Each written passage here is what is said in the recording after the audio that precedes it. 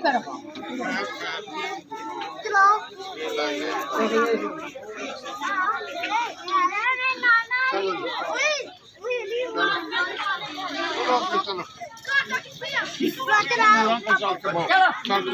ਉਹਦੇ ਮਨ ਘਰ ਛੱਡ ਜਲਦੀ ਨੂੰ ਛੱਡਾਂ ਮੈਂ ਕਮੀ ਦੇ